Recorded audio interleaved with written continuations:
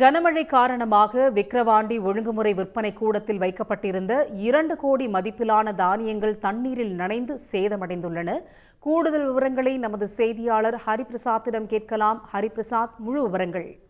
அதாவது தற்போது நாம் நின்று கொண்டிருக்கின்ற இந்த பகுதியானது விழுப்புரம் மாவட்டம் விக்கிரவாண்டி ஒழுங்குமுறை விற்பனை கூடத்தில் நாம் நின்று கொண்டிருக்கின்றோம்.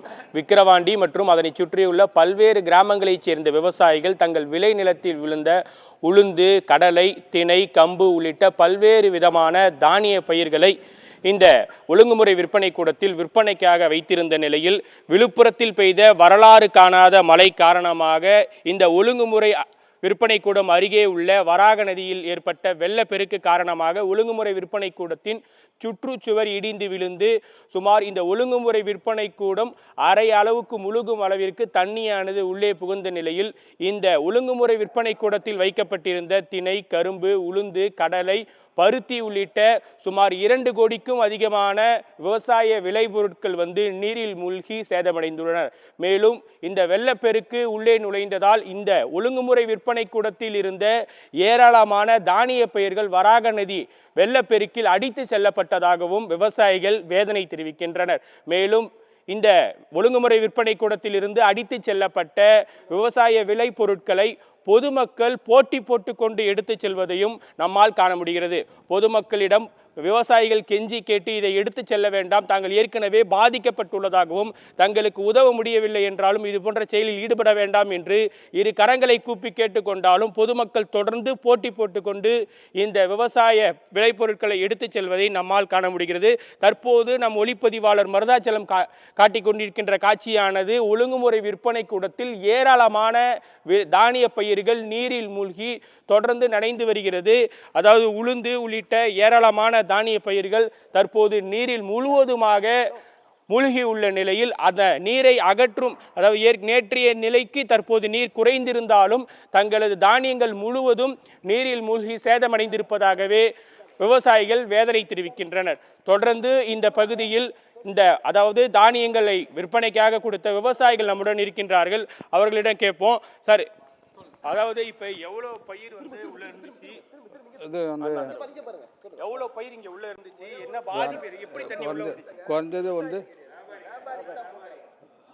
வியாபாரம் இருந்தாலும் உள்ள அந்த பொருள் சேதம் அடைஞ்சிருக்கு சார். குறைஞ்சது 2 கோடிக்கு மேலே தான் பாதிப்பு ஏற்பட்டிருக்கு, நஷ்டம் எடுக்கிறோம் இந்த விவசாயிகள். இல்லை, இங்கே இருக்கிற பொருளுக்கு சொல்கிறோம், மில் அடிச்சு இன்னும் அதிகமாக 10 கோடிக்கிட்ட வெள்ளத்தில் அடித்து போய் சேதம் அடைஞ்சிருக்குன்னு சொல்கிறாங்க.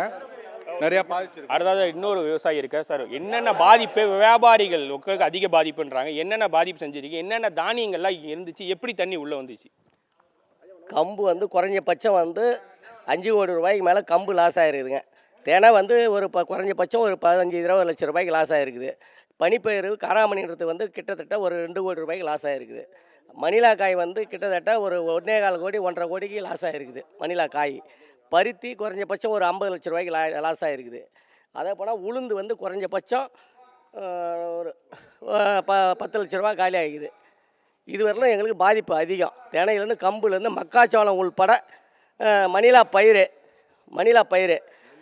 எள், நெல், பனிப்பயிர், அதான் பனிப்பயிர் சொல்லிட்டேன், நெல் அனைத்தும் கிட்டத்தட்ட எங்களுக்கு குறைஞ்சபட்சம் 20 கோடி ரூபாய்க்கு கம்மி இல்லாமல் லாஸு.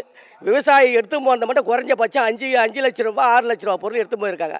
நாங்களும் எங்களால் முடிஞ்ச வரலாம் உதவி பண்ணி பார்த்தோம். அடிக்க வந்தது, போலீஸ் கம்ப்ளைண்ட் பண்ண பார்த்தோம். போலீஸு எங்களுக்கு ஆதரவு கொடுக்கல. கடைசி கட்டத்தில் தான் ஆதரவு கொடுக்குது.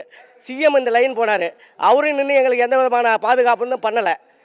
இதுவரையிலும் எந்த எம்எல்ஏவும் எந்த மந்திரியும் எங்களுக்கு தொடர்பு கிடையாது.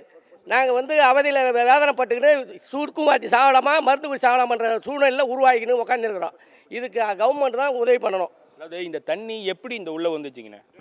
தண்ணி வராக நெறியில் 2 ஏரி உடச்சிருக்குதுங்க. 2 ஏரி உடச்சி இந்த மதில் செவரு இடிஞ்சு உள்ளே பூந்து நாஸ்தி பண்ணியிருக்குதுங்க. பக்கத்தில் ஆறு இருக்குது. ஆறால் பாதிப்பு எந்த வருஷமும் உண்டு. ஆனால் இந்த வருஷம் ஓவர் பயங்கரமாக ஆகிப்போச்சு. குறைஞ்சபட்சம் 3 ஆள் உயரத்துக்கு தண்ணி போச்சு. அதனால் பாதிப்பு அதிகமாகிடுச்சு. அதாவது ஆனால் இந்த பகுதியில் எத்தனை வியாபாரிகள் இதனால் பாதிக்கப்பட்டிருக்காங்க, எவ்வளோ நஷ்டம்? இதில் கிட்டத்தட்ட 50 to 70 வியாபாரி மேலே பாதிக்கப்பட்டிருக்காங்க. எல்லாமே 1 மாதமாக 2 மாதமாக வாங்கினா அப்பப்போ வாங்கின 10 மூட்டை 5 மூட்டைன்னு சேர்ந்து அவங்க இதுக்கு இருப்பு இங்கே வச்சுக்கிட்டு இருந்தாங்க. இது எடுக்கலான்ன்ற மாதிரி இது வந்து வரலாறு காணாத இயற்கை பேரிடர் தான். இருந்தாலும் வந்து இது வந்து அரசாங்கம் மத்திய கவர்மெண்ட்டும் மாநில கவர்மெண்ட்டும் இதற்கான நிவாரணத்தை எங்களுக்கு கொடுக்கணும். இம்மா நாள் வியாபாரி விவசாயி கஷ்டப்பட்டு வந்த பொருளை விவசாயிக்கு நல்ல விலை கொடுத்து வியாபாரி தரப்பில் வாங்கி வச்சுக்கின்னு இருந்தோம். எடுக்கலான்னு இது பண்ணுறப்ப இன்றைக்கி இந்த மாதிரி பெருவெள்ளம் வந்து அளவு கடந்த வெள்ளம் 60 சென்டிமீட்டர் வெள்ளம்ன்றது பெரிய தான். இது வெள்ளம் வந்து வடியாமல் இதில் ஏறதுனால காய் மூட்டை கிட்டத்தட்ட 5000 மூட்டை மல்லாக்காய், கம்பு வந்து 10,000 மூட்டைக்கு கம்பு, தினம் ஒரு 500 மூட்டை, காராமணி ஒரு 500-700 மூட்டை, எள்ளு, பச்சைப்பயிறு, மற்ற சிறுதானியம் எல்லாமே அடிச்சுக்கிட்டு இதில் வந்த தண்ணி வேகத்தில் மல்லாக்காய் ஒரு மூட்டை கூட இந்த குடோனில் நிற்கலை. அப்போ எந்த அளவுக்கு தண்ணி வந்திருக்கும் பாருங்கள். இந்த தண்ணியெல்லாம் அடிச்சும் போய் எல்லாமே வராக ஆறில் போயிட்டு போனது எல்லாம் கிட்டத்தட்ட 10 to 20 கோடி ரூபா வியாபாரிக்கு நஷ்டம். இதனால் விவசாயியும் இழப்பு. விவசாயி இதனால் பாதிக்கப்படுவாங்க. வியாபாரி பாதிச்சா விவசாயம் தான் பாதிக்கப்படுவாங்க. வருங்காலத்தில் இது எப்படி? ஆனால் மத்திய அரசும் மாநில அரசும் இதற்கு உரிய நிவாரணம் விவசாயிக்கும் வியாபாரிக்கும் கொடுத்து தருமாறு கேட்டுக்கொள்கிறோம். அதாவது தற்போது வியாபாரிகள் சொல்வதை நம்மால் கேட்க முடிகிறது. குறைந்தபட்சம் 10 கோடி முதல் 20 கோடி ரூபாய் வரை தானியங்கள் மழையில் நனைந்து சேதமடைந்திருப்பதாகவும் இதற்கு மத்திய மாநில அரசுகள் உடனடியாக நிவாரணம் வழங்க வேண்டும் என்பதும் இவர்களின் கோரிக்கையாக உள்ளது. ஹரிபிரசாத், தற்பொழுது இந்த தானிய மூட்டைகள் மழைநீரில் சேதமடைந்ததாக விவசாயிகளும் வியாபாரிகளும் சொல்லியிருக்காங்க. அவர்களுடைய தற்பொழுது கோரிக்கைகள் என்னவா இருக்கு, அதை கேட்டு சொல்லுங்க. அதாவது 2 கோடிக்கும் 20 கோடிக்கும் அதிகமான தானிய பயிர்கள் வந்து தற்போது நீரில் அடித்து செல்லப்பட்டும் தற்போது மழையில் நனைந்தும் இருப்பதை நம்மால் காண முடிகிறது.